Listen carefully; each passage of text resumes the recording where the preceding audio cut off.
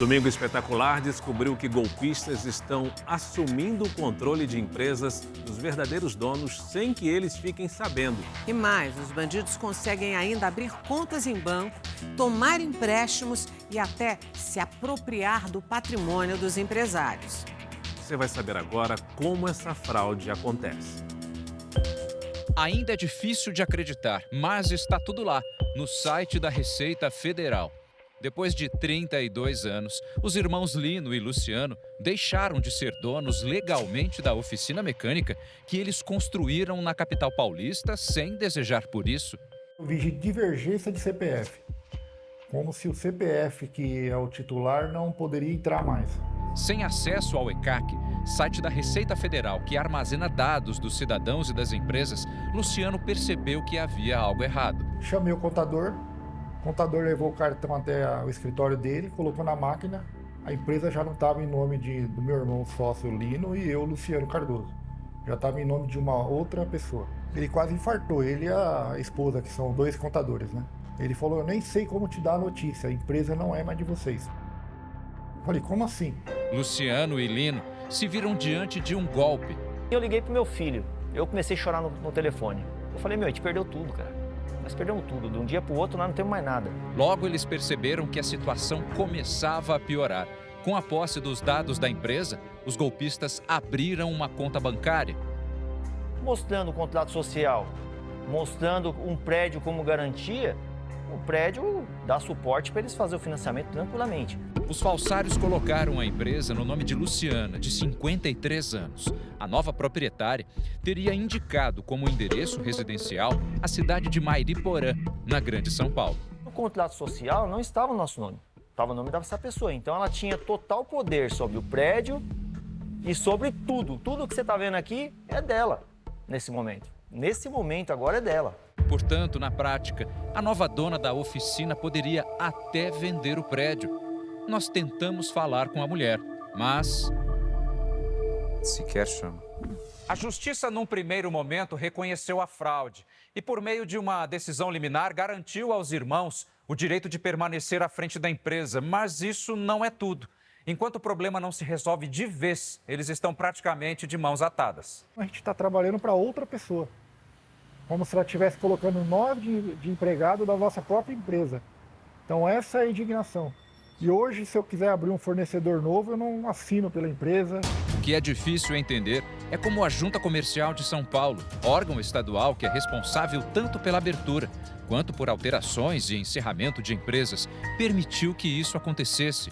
E se você pegar o contrato social meu, o nosso, né, da empresa, e o que foi feito hoje, você vê a assinatura que está lá, até uma pessoa que não entende de assinatura, ela percebe. Está bem alterada. Não tem nada a ver. Como que a Jusesp recebe um documento desse, carimba, protocola e muda o dono da empresa? Não tem sentido. Este advogado, especialista em segurança, afirma que há falhas na conferência dos documentos.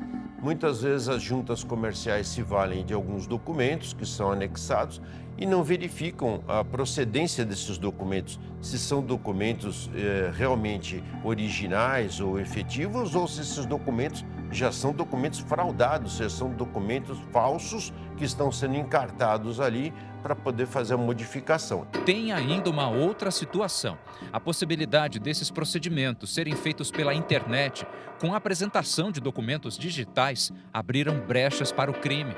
Os hackers acessam os sistemas e fazem as alterações das empresas, seja no quadro societário ou até mesmo no capital social para obtenção de crédito, e as juntas comerciais acabam permitindo esse tipo de invasão por falta de proteção digital.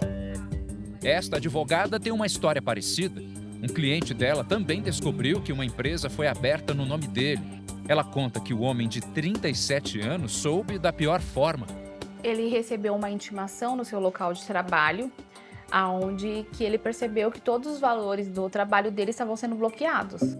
A falsa empresa criada, uma financeira de veículos, só tem causado dor de cabeça à vítima, que é um trabalhador assalariado, com ensino fundamental incompleto. Hoje ele está impossibilitado a ter uma conta corrente, a ter acesso a bancos, aonde ele precisa fazer transações e ele não está tendo esse acesso. Esses casos não são únicos. Relatos de empresas que foram abertas indevidamente ou tiveram o quadro societário alterado de maneira fraudulenta têm aparecido com frequência. A Federação do Comércio de São Paulo tem recebido reclamações desse tipo e procurou a Junta Comercial pedindo explicações.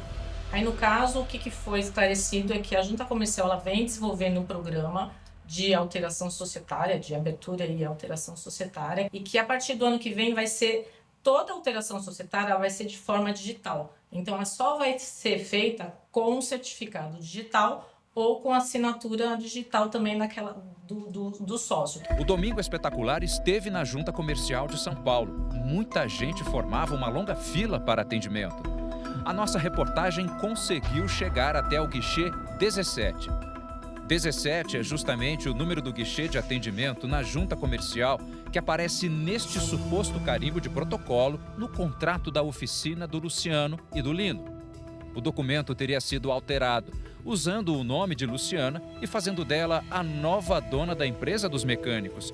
Fomos também até o endereço da casa em Mariporã, na Grande São Paulo, indicado no contrato fraudado como sendo a residência da nova dona da oficina.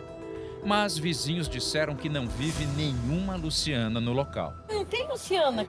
Em nota, a Junta Comercial de São Paulo disse que os atos de registro público de empresas são feitos nos termos determinados por legislação federal e que cabe à Junta a análise formal dos documentos para conferir publicidade e eficácia jurídica aos procedimentos de acordo com as normas definidas pelo Departamento Nacional de Registro Empresarial e Integração.